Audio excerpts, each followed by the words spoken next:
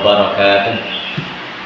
Bismillahirrahmanirrahim. Alhamdulillahilladzi anzala syahra ramadhana wasilatan linnaili rahmati wal maghfirati wa 'idki minan nar. Asyhadu an la ilaha illallah wa asyhadu anna sayyidina wa habibina Muhammadan abduhu wa rasuluh. Qala Allah ta'ala fi kitabil karim, a'udzu billahi minasyaitonir rajim. Man shoma ramadhana imanan wa ihtisaban ghufira lahu ma taqaddama min dhanbi. Wa qala Nabi sallallahu alaihi wasallam, bismillahirrahmanirrahim, sumu tasifu al hadis amma ba'd. Bapak Ibu sahabat karomah yang dirahmati Allah Subhanahu wa taala, untayan puja yang tiada terhingga, untayan syukur yang tiada terukur, untayan puji yang tiada bertepi.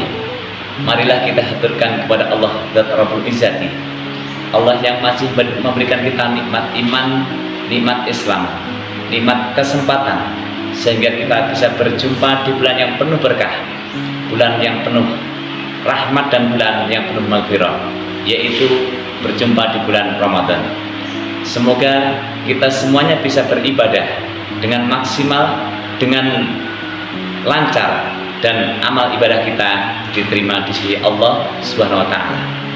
Sahabat yang dimuliakan Allah Subhanahu wa taala, Rasulullah pernah bersabda, sebuah pesan singkat tetapi bermakna padat, mudah-mudahan bisa bermanfaat untuk kita di dunia sampai di hari akhirat. Bismillahirrahmanirrahim. Sumu tasihu, berpuasalah kamu, niscaya kamu akan sehat. Berpuasalah kamu, niscaya kamu akan sehat. Kesehatan adalah modal utama di dalam kehidupan ini. Kita bisa beribadah, bisa beraktivitas, dan bisa bekerja karena kita mempunyai sesuatu yang disebut dengan sehat. Kecenderungan kita bersama, kita baru bisa merasakan nikmatnya sehat apabila nikmat tersebut masih ada dalam diri kita atau bahkan hilang dari dalam diri kita. Kita bisa merasakan nikmatnya gigi apabila kita sudah satu gigi.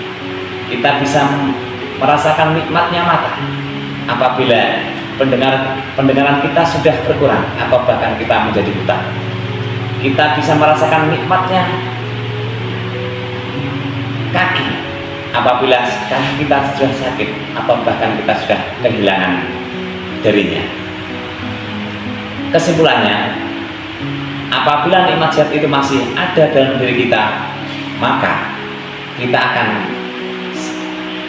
mengalami kelupaan atau tidak bisa bersyukur atas nikmat yang diberikan Allah. Padahal Allah sudah mengingatkan kita, la in syakartum la azidanakum wa la in kafartum inna adzabi lasyadid. Apabila engkau bersyukur, apabila engkau pandai bersyukur, dalam artian mau menjaga, mau memelihara nikmat sehat tersebut, maka Allah akan menambah nikmatnya kepada engkau. Tetapi apabila engkau kufur, dalam artian tidak mau menjaga atau memeliharanya, awas, nikmat Allah sangatlah kecil. Intinya, dengan kesehatan kita bisa beribadah di bulan Ramadan, mulai berpuasa Ramadan, salat qiyamul lail, dan bisa bertadabbur Al-Quran. Dengan kesehatan hidup kita akan menjadi sangat mudah. Sahabat yang dirahmati Allah Subhanahu wa taala, lawan kata dari sehat adalah sakit. Jadi lawan kata dari sehat adalah sakit. Di dalam tubuh manusia ada dua unsur yang paling penting, yaitu jasmani dan rohani, zahir dan batin. Kadang-kadang kita susah untuk menjaga keseimbangan, untuk menjaga keduanya. Kita selalu berupaya bersungguh-sungguh menjaga kesehatan jasmani kita dengan makan 2 kali sehari, mandi 3 kali sehari, bahkan dengan memakai pakaian yang paling indah, parfum yang wangi untuk menjaga kesehatan dan keindahan jasmani kita. Tetapi pernahkah terbayang bagaimana kita bisa menjaga rohani kita, batin kita, dengan cara menghiasinya dengan amal-amal soleh, mulai amal yang paling penting yaitu jasmani dan rohani, zahir dan batin. Kadang-kadang kita susah untuk menjaga keseimbangan, untuk menjaga keduanya. Kita selalu berupaya bersungguh-sungguh menjaga kesehatan jasmani kita dengan makan 2 kali sehari, mandi 3 kali sehari, bahkan dengan memakai pakaian yang paling indah, parfum yang wangi untuk menjaga kesehatan dan keindahan jasmani kita. Tetapi pernahkah terbayang bagaimana kita bisa menjaga rohani kita, batin kita, dengan cara menghiasinya dengan amal-amal soleh, mulai amal ikhlas, tidak sombong, tawadhu, bahkan tawasul. Semuanya itu adalah suplemen dan makanan untuk rohani kita. Di dalam sabda Rasulullah, liya'lamu ala ta'atihi wa amal solihati fi jamna'al qalbi, bahwa semua ketaatan dan semua amal soleh itu adalah makanan dan suplemen untuk rohani kita. Sahabat yang dirahmati Allah SWT,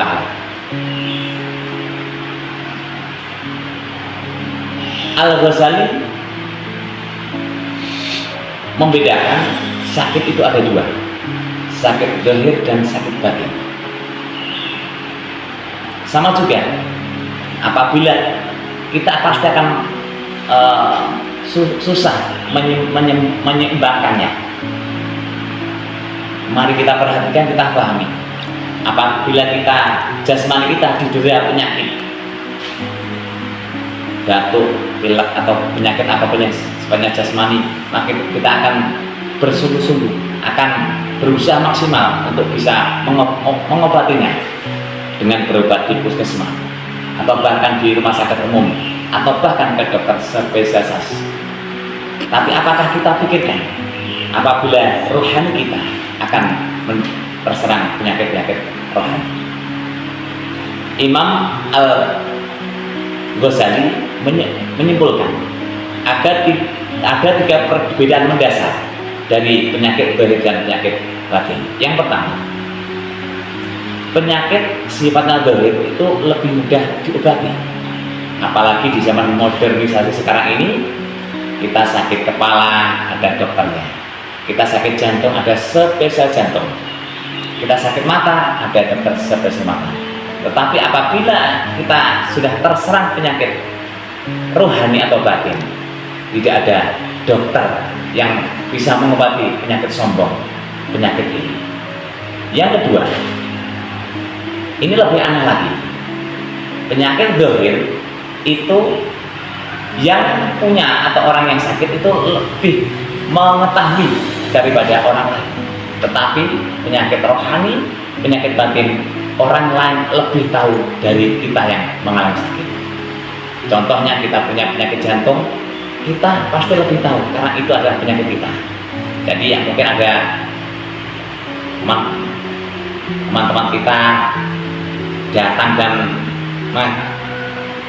mengagetin kita, halo, nah itu mungkin kita pasti akan sakit, bisa kelepek-kelepek karena kita punya penyakit jantung, karena dia tidak mengetahuinya. Berbeda dengan penyakit rohani. Ada seorang teman yang mengingatkan kita, kok sekarang kamu kok semakin sombong ya, kok semakin pelit ya. Kita kadang tidak merasa kita berbuat sombong atau berbuat pelit. Yang paling bahaya adalah penyakit iri, susah melihat saudaranya bahagia dan bahagia melihat saudaranya yang kesusahan. Yang ketiga, yang paling penting dan paling aneh, orang yang terkena penyakit jasmani hanya akan rugi di dunia, tetapi kalau sudah terserang penyakit rohani, rugi dunia, bahaya di akhirat. Sahabat yang dirahmati Allah Subhanahu wa taala, momen Ramadan marilah kita wujudkan, kita seimbangkan kesehatan jasmani kita dan rohani kita. Dari segi jasmani sudah pasti sel-sel organ pencernaan kita akan mengalami rehat, istirahat setelah beroperasi, bekerja luar biasa 24 jam. Nanti setelah 1 bulan maka akan mengalami detoksifikasi atau peremajaan, sehingga sel-selnya akan semakin bagus dan semakin luar biasa. Untuk rohani kita di bulan Ramadan maka akan menimbulkan, akan timbulnya sifat ikhlas kita, sifat rendah hati kita, dan sifat-sifat yang baik. Mudah-mudahan Ramadan ini kita bisa menjaga kesehatan jasmani kita, menjaga kesehatan rohani kita. Kita bisa menjaga keindahan jasmani kita dan bisa menjaga keindahan rohani kita. Semoga ada manfaatnya. Nasrun minallah wa fathun qarib wa basyiril mu'minin. Assalamualaikum warahmatullahi wabarakatuh.